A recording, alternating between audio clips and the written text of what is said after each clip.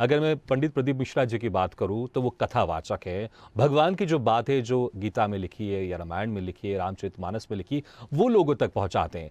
लेकिन वो अपने कार्य करते करते उस तरफ क्यों चले जाते हैं जहां पर इस तरह की अव्यवस्थाएं आ जाती है। अभिमंत्रित रुद्राक्ष बांटा जा रहा था और यह कहकर दावा भी किया जा रहा था कि किसी भी तरह की परेशानी हो, किसी भी तरह की समस्याएं हो, अगर उसको आप पानी में रखकर अगर आप उस पानी को पी लेंगे तो सारी समस्याएं ठीक हो जाएंगी।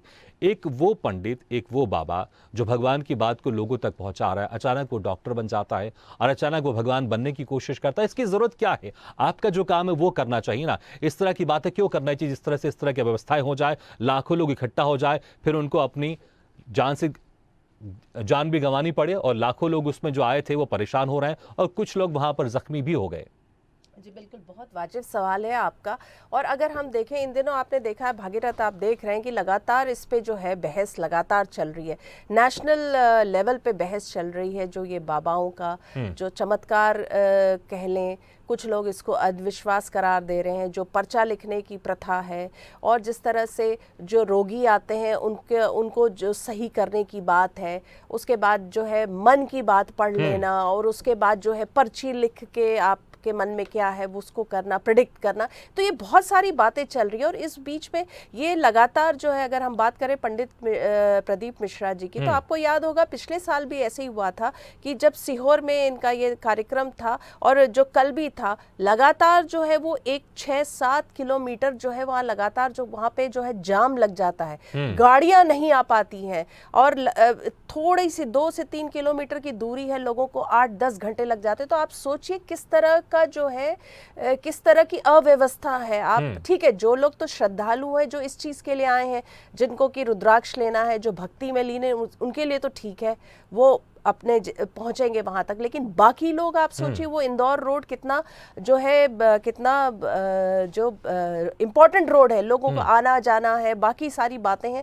तो आप सोचिए किस तरह की अव्यवस्था है। और हर बात में हम अगर प्रशासन को ब्लेम करें तो धर्म के, जहां धर्म की बात आती है, क्या प्रशासन ने पिछली बार जो है कहा भी था कि ये कथा नहीं होनी चाहिए, तो उस पर कितना जो है वो बवाल हो गया था और ये हो गया था कि आप कैसे धर्म की किसी आयोजन को रोक सकते हैं। बहुत सारी बातें चली आती है। जिस तरह का हमारा देश है, धर्म का मुद्दा जो है बहुत संवेदनशील है, और धर्म के सामने जो है सारी चीजें जो है वो एक साइड में हो जाती हैं। तो लेकिन हाँ, ये बात सही है कि यहाँ पे प्रशासन को अब जो है व्यवस्था करनी पड़ेगी, क्योंकि ये हमने जो देखा था इस तरह की अव्यवस्था पिछले साल भी देखी थी। लेकिन इस साल जो है जिस तरह से मौत हुई है, इसके लिए जिम्मेदार हम कुछ भी हो सकता है। जैसे अभी हम जो सुन रहे थे कि लोग बहुत दूर से चलते हुए आ रहे थे, उनको पानी नहीं मिल रहा था, बहुत सारी और भी चीजें हो सकती जिसके कारण जो है वो मौत हो सकती। जरूरी नहीं है कि वहीं पे अव्यवस्था के कारण मौत हुई, मौत का कारण कुछ भी हो सकता, लेकिन जिम्मेदारी से तो ये जो कथा हो रही है, जो ये पूरा कार्यक्रम है, वो नहीं बच सकते। ऑर्गेनाइजर्स नहीं कह सकते कि हमारे कारण नहीं हुआ।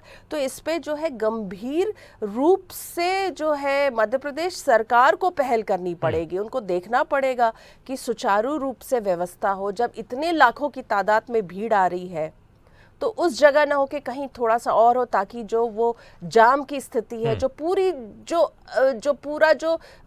जो सब चीज़ें जो ठहर जाती है 8-10 घंटे के लिए, उस तरह की स्थिति दोबारा निर्मित ना हो। मौत जैसी जो सिचुएशन है वो ना हो, क्योंकि ये बहुत दर्दनाक एपिसोड है।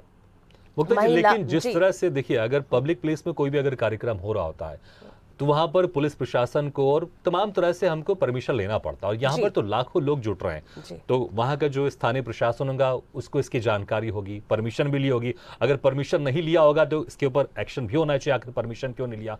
और अगर परमिशन लिया होगा तो ये प्रशासन की जिम्मेदारी बनती है कि वहां पर जितने लोग इकट्ठा हो रहे हैं किसी भी तरह की भगदड़ नहीं मचे, और आयोजकों से पूरा सवाल जवाब करे कि इसको लेकर आपने क्या व्यवस्था की थी, क्या व्यवस्था नहीं है, और अगर किसी तरह के कुछ केओस पैदा होते हैं तो एग्जिट क्या होना चाहिए और किस तरह से चीजों को संभाला जाए।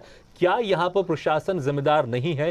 क्योंकि अगर इतना बड़ा कार्यक्रम हो रहा है, प्रदेश में कार्यक्रम हो रहा है, वहां पर लाखों लोग जुट रहे हैं, और परमिशन अगर नहीं लिया तो इस पर भी कार्रवाई होनी चाहिए। और अगर परमिशन नहीं लिया हो तो क्या खुफिया लोग जो होते हैं, जो पुलिस में रहते हैं, क्या उनको नहीं पता कितने लोग जुटने वाले, तो फिर यह कार्यक्रम होने क्यों दिया? अगर उनको पता था, इसकी व्यवस्थाएं पहले से क्यों नहीं की गई? प्रशासन सीधे तौर पर जिम्मेदार नहीं है क्या इसमें? बिल्कुल, आपका सवाल जो है वो सही है, लेकिन जैसा मैंने कहा, जहाँ आस्था का सवाल आता है हमारे देश में, जहाँ पे धर्म का सवाल आता है, बहुत सारी चीज़ें जो है साइड हो जाती है। प्रशासन को जानकारी कैसे नहीं होगी जब इस तरह का आयोजन होगा, परमिशन बकायदा लिया गया होगा, जानकारी भी होगी।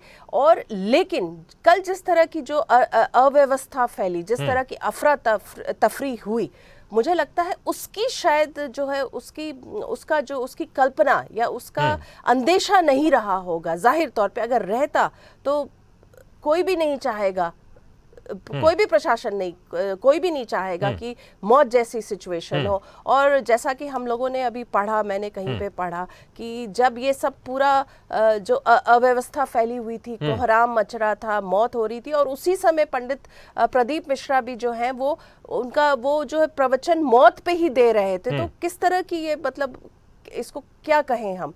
ठीक तो है। जी जी